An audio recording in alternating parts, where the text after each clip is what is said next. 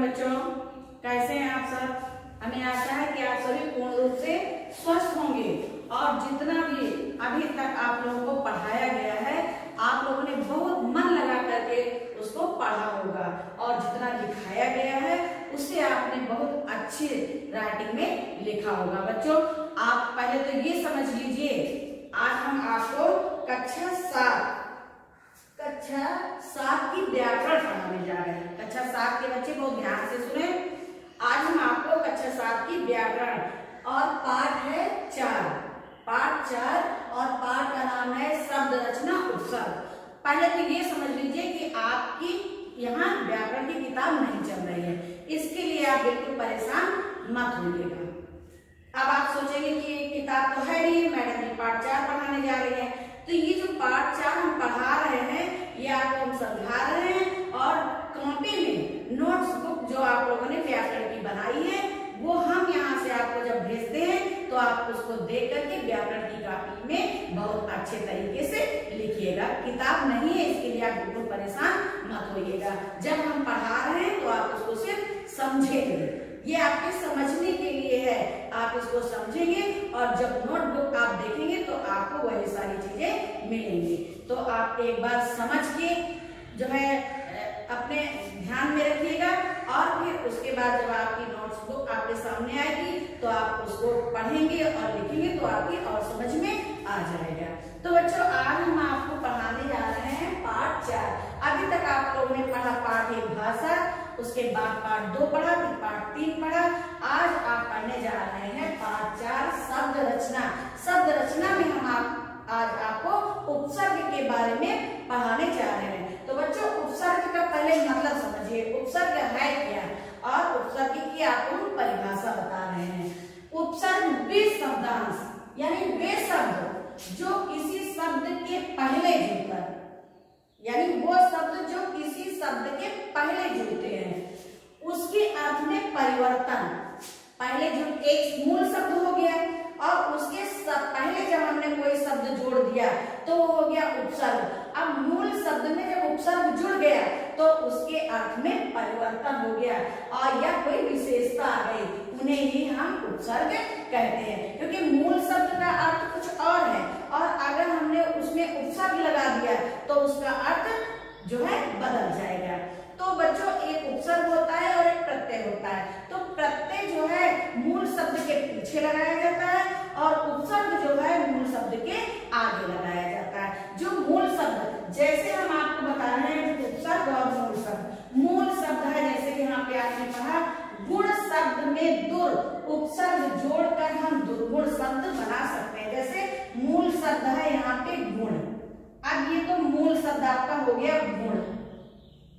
बहुत ध्यान से समझिएगा, एक बार अगर आप कोई चीज समझ लेते हैं तो फिर वो जो आप समझ लेते हैं उससे फिर आप अनेक जो है शब्द बना सकते हैं। लेकिन पहले आप एक बार उस चीज को अच्छे से समझ लीजिए।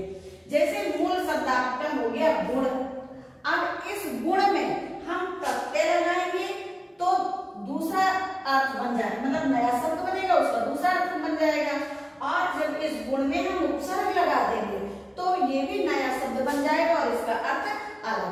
अब गुण का मतलब होता है बच्चों, हर चीज में कोई ना कोई गुण और अवगुण होते हैं। गुण का मतलब होता है अच्छाई और अवगुण का मतलब होता है बुराई। तो आपका मूल शब्द हो गया गुण। तो सबसे पहले इस गुण का अर्थ समझिए, गुण माने होता है अच्छाई। कहते हैं ना इसके अंदर बहुत अच्छे गुण है, यानी कि उसके अंदर बहुत अच्छाई है। अब इस गुण में हम उपसर्ग, उपसर्ग का मतलब ये मूल शब्द है, इसके आगे हम उपसर्ग लगाने जा रहे हैं। इस शब्द के आगे हम उपसर्ग लगाने जा रहे हैं, यानी जो भी हम शब्द लगाएंगे उसको उपसर्ग बोलेंगे। तो यहाँ पे जैसे गुण है, अब इसमें हमने जोड़ दिया दुर। क्या जोड़ दिया? दुर। ये दुर आगे हमने लिख दिया, मूल शब्द के आगे हमने लिख दिया दुर। तो ये नया शब्द इसमें क्या बन जाएगा बच्चों?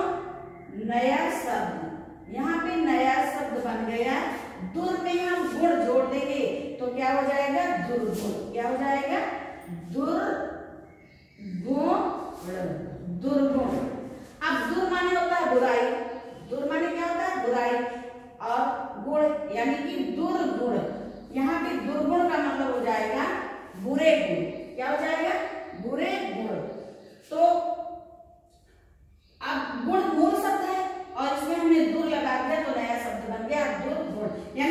मतलब अलग है और गुण का मतलब अलग है, लेकिन यहाँ पे जब हमने दोनों को एक में मिला दिया तो हो गया दुर्गुण। अब यहाँ गुण का मतलब तो आप समझ गए, गुण अच्छे गुण भी होते हैं, बुरे गुण भी होते हैं, लेकिन इस गुण में हमने दुर लगा दिया तो हो गया दुर्गुण यानी बुरे गुण। तो इसी प्रकार से बच्चों और भी बहुत सारे उपसर्ग होते हैं, जैसे सफल है, यह है सफल, मूल शब्द है सफल, सफल, सफल। और जब हमने इसमें उपसर्ग लगा दिया तो ये हो गया, उपसर्ग हमने लगा दिया आ, मूल शब्द है सफल और उपसर्ग हमने लगा दिया आ, तो यहाँ पे नया शब्द क्या बन गया, असफल, असफल। आया समझ में? ये उपसर्ग कहाँ लगता है, उपसर्ग मूल शब्द के आगे लगता है, और जब मूल शब्द के आगे लगता है तो उसका अर्थ बदल जाता है। इसी प्रकार बच्चों जैसे है आगे इसमें और शब्द इसी तरह से, अब जैसे कह दिया जाए कि दूर से बनने वाले और शब्द बनाइए, तो दुर्गुण है, अब दुर्गुण के बाद हम दुरुपयोग लिख सकते हैं, दुरुपयोग लिख सकते हैं, दुरुपयोग हो गया। इसी तरह से बनने वाले और शब्द बन सकते हैं। अब हम जो है असफल है तो आ से बनने वाले बहुत से शब्द बना सकते हैं, असफल है, यहाँ पे अजब है, अजमेर है, बहुत सारे शब्दों को हम बना सकते हैं। तो बच्चों जैसे उपसर्ग में और है, जैसे आपने दूर का मूल शब्द गुण था और गुण में जब दूर जोड़ दिया तो हो गया दुर्गुण। अब जैसे उपसर्ग में 3 प्रकार के होते हैं, एक जो है संस्कृत में होता है और एक हिंदी में उपसर्ग होते हैं और एक इंग्लिश शब्दों में उपसर्ग होते हैं। तो अब हम उपसर्ग के उदाहरण बता रहे हैं, जैसे हम आपको हिंदी में उपसर्ग के उदाहरण बता रहे हैं, जैसे है अति, क्या है अति। अब अति से बनने वाले आप और शब्द बना सकते हैं, अति से बनने वाले आप और शब्द बना सकते हैं, जैसे है अति। अब यहाँ पे मूल शब्द है अधिक, मूल शब्द क्या हो गया अधिक। अब जब अधिक में हम उपसर्ग जोड़ देते हैं अति, मूल शब्द में उपसर्ग जोड़ देते हैं अति, तो हो जाता है अति और इसका मतलब होता है अधिक। अति का मतलब क्या होता है अधिक। अब इससे बनने वाले और से शब्द हम बना सकते हैं, अति है और अत्यंत है, अति है, अत्यंत है, अति उत्तम है, जैसे अति उत्तम हम बना सकते हैं, अधिक है, अधिकतर हम बना सकते हैं, अधिकतर हम बना सकते हैं। तो अब जैसे अनु है, अनु यहाँ पे है, ये तो अर्थ हो गए, यहाँ पे है अनु, क्या है अनु। अब अनु, अनु का मतलब होता है पीछे, अनु का मतलब होता है पीछे, पीछे। इसके बच्चों मतलब भी अर्थ भी होते हैं, अनु का मतलब होता है पीछे। अब जैसे इससे बनने वाले हम शब्द बना सकते हैं अनुसार, अनुसार बना लिया, अनुराग, यानी अनु से बनने वाले शब्द, यानी सार में हमने अनु जोड़ दिया तो हो गया अनुसार। फिर इसके बाद हम जोड़ अनु। अब मान में हम, जैसे मान है, मान में हमने अनु उपसर्ग लगा दिया तो हो गया अनुमान। इसी प्रकार से है जैसे अप, यहाँ पे है मूल शब्द, ये है अप, और अप माने होता है बुरा, क्या होता है अप माने होता है बुरा। इससे बनने वाले शब्द क्या होते हैं, जैसे है अप शब्द। अब हमने शब्द में क्या जोड़ा बच्चों अप, तो ये मूल शब्द शब्द है और उपसर्ग है अप, तो शब्द में जब हमने अप जोड़ दिया तो हो गया अपशब्द। अब इससे बनने वाले शब्द है अपशब्द है, अपमान है, अपमान है, जैसे मान मूल शब्द है और इसमें अब हमने जोड़ दिया उपसर्ग तो हो गया अपमान। इसी तरह से बच्चों बहुत सारे शब्द बनते हैं, जैसे बड़ा आ है, यहाँ पे बड़ा आ है और बड़ा आ से अर्थ इसका होता है तक, क्या होता है तक। अब इसमें हमने जोड़ दिया आ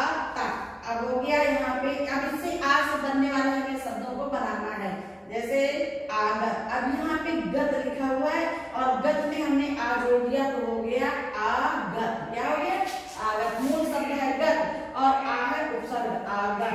अब इससे बनने वाले और से शब्द है आगत है, आजन्म है, आजन्म है। इसी तरह अब हम कहेंगे जैसे आ से बनने वाले 10 शब्द बनाइए तो आप इसी तरह के 10 शब्दों को बना सकते हैं।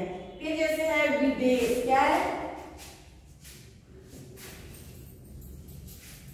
जैसे है मूल शब्द देश, ये है देश और जब हमने यहाँ पे उपसर्ग जोड़ दिया वि तो क्या हो जाएगा? विदेश। नया शब्द क्या बन जाएगा? विदेश। विदेश। अब आपसे कहा जाए कि वी से बनने वाले 10 शब्द बनाइए तो आप वी से बनने वाले 10 शब्दों को बनाएंगे। उसके बाद जैसे है वन। क्या लिखा है? वन। अब हम वन में आगे अगर जोड़ते हैं उप, अगर आगे हम उप जोड़ देते हैं तो नया शब्द क्या बन जाता है? उपवन। इस प्रकार बच्चों अब आपने पढ़ा उपसर्ग के बारे में। तो उपसर्ग का मतलब होता है जो मूल शब्द से आगे शब्द जोड़े जाते हैं और उसके बाद उसको जोड़ने से जब नया शब्द बनता है तो उसको कहते हैं उपसर्ग। और उस नए अर्थ का मतलब मूल शब्द में, जैसे यहाँ पे देश है, देश का मतलब कि कोई भी देश है, अपना देश है, लेकिन जब उस देश में हमने उपसर्ग भी जोड़ दिया तो ये देश से क्या बन गया? विदेश, यानी इसका विलोम बन गया। इसके अर्थ में जो है बहुत परिवर्तन आ गया। जैसे वन है, वन का मतलब होता है जंगल। ठीक, अगर हमने वन मूल शब्द में उपसर्ग उप जोड़ दिया तो वो हो गया उपवन। उपवन माने बच्चों होता है बगीचा, वन माने होता है जंगल और उपवन माने होता है बगीचा। तो हम किसी मूल शब्द में अगर हम उपसर्ग जोड़ देते हैं तो उसका अर्थ जो है विलोम में बदल जाता है, यानी उसके अर्थ में परिवर्तन हो जाता है। तो अभी आपने पढ़ा आज जो है उपसर्ग के बारे में। अब हम बच्चों अगले टर्म में आपको प्रत्यय पढ़ाएंगे। धन्यवाद।